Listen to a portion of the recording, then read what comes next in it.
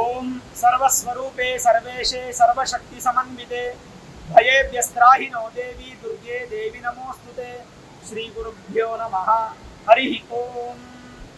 ಆತ್ಮೀಯ ವೀಕ್ಷಕರೇ, ಇನ್ನೊಂದು ವಿಶೇಷವಾದಂಥ ಶಕ್ತಿಯ ಒಂದು ರೂಪವನ್ನ ಇವರಿಗೆ ದರ್ಶನ ಮಾಡಿಸ್ಲಿಕ್ಕೆ ಹೊರಟಿದ್ದೀನಿ. ಅದೇ ಕಟೀಲು ದುರ್ಗಾ ಪರಮೇಶ್ವರಿ ಕ್ಷೇತ್ರ. ಇದು ಮಂಗಳೂರಿಗೆ ಅತ್ಯಂತ ಸಮೀಪದಲ್ಲಿದೆ. ಸುಮಾರು ಒಂದು 25 ಕಿಲೋಮೀಟರ್ ಅಥವಾ 30 ಕಿಲೋಮೀಟರ್ ಒಳಗೆ ದೂರದಲ್ಲಿರ್ತಕ್ಕಂಥ ಕಟೀಲು ದುರ್ಗಾ ಪರಮೇಶ್ವರಿ. ಈ ಒಂದು ಸ್ಥಳದ ಮಹಿಮೆ ಅನ್ನುವಂಥದ್ದು ತಿಳ್ಕೊತಾ ಇದ್ರೆ ಅಪಾರವಾದಂಥ ಒಂದು ಧೈರ್ಯ ಅನ್ನುವಂಥದ್ದು ನಮಗೆ ಬರುತ್ತೆ. ಸಾಧಾರಣವಾಗಿ ನೋಡಿ, ನಮ್ಮ ಒಂದು ಜೀವನದ ವಿಕಾಸ ಪ್ರಾರಂಭ ಆಗಿದೆ ನದಿ ತೀರದಲ್ಲಿ. ಆದರೆ ಈ ಒಂದು ಕ್ಷೇತ್ರದ ವಿಕಾಸ ಪ್ರಾರಂಭ ಆಗಿದ್ದು ನದಿಯ ಮಧ್ಯದಲ್ಲಿ.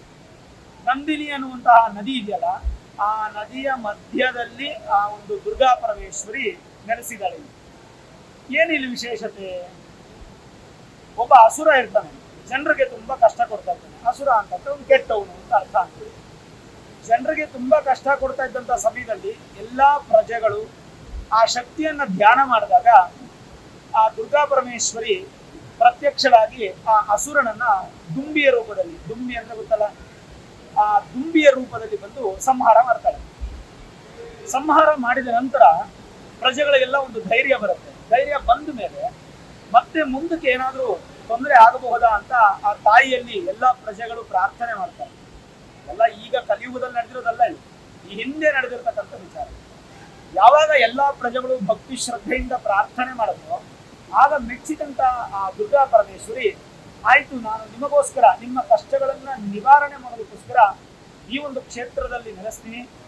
ಮಂದಾರತಿ ಅನ್ನುವಂತಹ ಒಂದು ವಿಶೇಷವಾದ ಜಾಗ, ಕಮಲಶಿಲೆ ಅನ್ನುವಂತಹ ಒಂದು ವಿಶೇಷವಾದ ಜಾಗ ದುರ್ಗಾ ಪರಮೇಶ್ವರಿ ನೋಡಿದ್ರ. ಆದ್ರೆ ಇದು ಕಟೀಲು ದುರ್ಗಾ ಪರಮೇಶ್ವರಿ.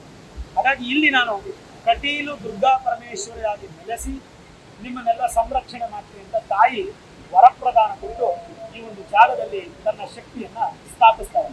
ಹಾಗಾಗಿ ನದಿಯ ಮಧ್ಯದಲ್ಲಿರ್ತಕ್ಕಂಥ ಈ ಒಂದು ದೇವಾಲಯ ಅತ್ಯಂತ ವಿಶೇಷ. ಇನ್ನು ಇನ್ನೊಂದು ಮಹತ್ವವಾದ ವಿಚಾರ ಹೇಳಬೇಕು. ಸುಮಾರು ಜನಕ್ಕೆ ವಿವಾಹಕ್ಕೆ ತೊಂದರೆ, ಗಂಡಿಗೆ ಹೆಣ್ಣು ಸಿಗಲ್ಲ, ಹೆಣ್ಣಿಗೆ ಗಂಡು ಸಿಗಲ್ಲ, ಈ ತರದ ವಿವಾಹದ ತೊಂದರೆಗಳು ತುಂಬಾನೇ ಜಾಸ್ತಿ. ಆಮೇಲೆ ಡಿವೋರ್ಸ್ಗಳು ಜಾಸ್ತಿ, ಎರಡನೇ ಮದುವೆ ಮಾಡಿಕೊಂಡ್ರೂ ನೆಮ್ಮದಿ ಇಲ್ಲ. ಈ ತರ ಈ ಕಳತ್ರ ದೋಷ ಅಂತ ಕರೀತೀವಿ. ಈ ವಿವಾಹಕ್ಕೆ ಸಂಬಂಧಪಟ್ಟಂತಹ ದೋಷಗಳೇನಾದ್ರೂ ಇದ್ರೆ ಖಂಡಿತವಾಗ್ಲೂ ನೆಗ್ಲಿಜೆನ್ಸಿ ಮಾಡಬೇಡಿ. ಕಟೀಲಿಗೆ ಬನ್ನಿ, ದುರ್ಗಾ ಪರಮೇಶ್ವರನ ದರ್ಶನ ಮಾಡಿ, ಪಾರ್ವತಿ ಸ್ವಯಂವರ ಪೂಜೆ ಇದೆ ಮಾಡಿಸಿ, ಹಾಗೆ ಆ ತಾಯಿಯನ್ನ ಪ್ರಾರ್ಥನೆ ಮಾಡ್ಕೊಂಡು ಹೋಗಿ. ಹುಡುಗನಿಗೆ ಒಳ್ಳೆ ಹುಡುಗಿ, ಹುಡುಗಿಗೆ ಒಳ್ಳೆ ಹುಡುಗ. ಇನ್ ಕೇಸ್ ನಿಮ್ಮ ದಾಂಪತ್ಯ ಜೀವನದಲ್ಲಿ ಬಿರುಕಿದ್ರೆ ಬಂದು ಇಲ್ಲಿ ಪ್ರಾರ್ಥನೆ ಮಾಡ್ಕೊಂಡು ಹೋಗಿ, ಸರಿ ಹೋಗಿ.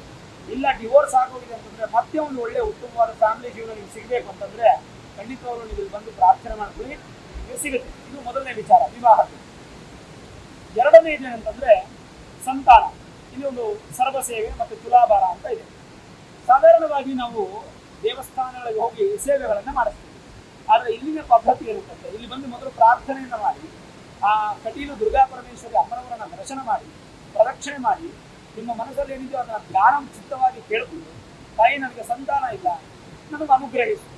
ನ್ಯಾಚುರಲ್ ಆಗಲಿ, IVF ಆಗಲಿ, IUI ಆಗಲಿ, ಒಟ್ಟು ಒಂದು ಮಗು ನನಗೆ ಬೇಕು ಅನ್ನುವಂಥ ರೀತಿಯಲ್ಲಿ ಎಷ್ಟೋ ಜನ ಜಿಗುಪ್ಸೆನ ಹೊಂದಿರ್ತಾರೆ.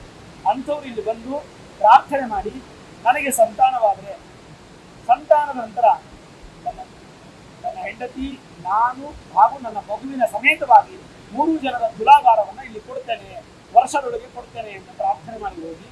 ಖಂಡಿತ ಸಂತಾನ ಅಭಿವೃದ್ಧಿ ಆಗುತ್ತೆ. ಸಂತಾನ ಆದ ನಂತರ ಬಂದು ಇಲ್ಲಿ ತುಲಾಭಾರದ ಒಂದು ಪೂಜೆಯನ್ನ ನೆರವೇರಿಸಿ ತಾಯಿ ಆಶೀರ್ವಾದವನ್ನು ಪಡ್ತೀವಿ. ಹಾಗಾಗಿ ವಿವಾಹ ಹಾಗೂ ಸಂತಾನ ಈ ಎರಡರ ವಿಚಾರವಾಗಿ, ಹಾಗೆ ಭಯವನ್ನ ಹೊಂದಿರತಕ್ಕಂಥ ಮಕ್ಕಳು ಧೈರ್ಯಕ್ಕೋಸ್ಕರ ಈ ಕ್ಷೇತ್ರಕ್ಕೆ ಬಂದು ಆ ತಾಯಿಯನ್ನು ದರ್ಶನ ಮಾಡಿ ವಿಶೇಷವಾದಂತಹ ಪುಣ್ಯ ಫಲ ಅನ್ನುವಂಥದ್ದು ಭಗವತಿ ನಿಮಗೆ ಕೊಡ್ತಾಳೆ. ಇವತ್ತು ನಾನು ಈ ಒಂದು ಕ್ಷೇತ್ರಕ್ಕೆ ಬಂದಿದ್ದೀನಿ, ದರ್ಶನ ಮಾಡಿದ್ದೀನಿ. ಆ ದರ್ಶನದ ಪೂರ್ಣ ಫಲ ನಿಮಗೂ ಪ್ರಾಪ್ತಿಯಾಗಲಿ ಅಂತ ಪ್ರಾರ್ಥನೆ ಮಾಡ್ತೀನಿ. ಈಗ ಈ ವಿಡಿಯೋ ಮುಗಿತಾನೆ ನಿಮಗೆ ಆ ಕಟೀಲು ದುರ್ಗಾ ಪರಮೇಶ್ವರಿ ಒಂದು ಒಳಗಿನ ಎಂಟ್ರನ್ಸ್ ಗೋಪುರ ದರ್ಶನ ಕಾಣುತ್ತೆ. ಅದನ್ನು ನೀವು ನೋಡಬಹುದು. ಅದನ್ನು ನೋಡಿ ನೀವು ಕೂಡ ದರ್ಶನವನ್ನು ಮಾಡ್ಕೊಳ್ಳಿ, ಕಲಶವನ್ನು ನೋಡಿ ದರ್ಶನ ಮಾಡ್ಕೊಳ್ಳಿ. ಒಳ್ಳೆಯದಾಗಲಿ. ಸರ್ವೇ ಜನಾಃ ಸುಖಿನೋ ಭವಂತು, ಸಮಸ್ತ ಸನ್ಮಂಗಳಾನಿ ಭವಂತು.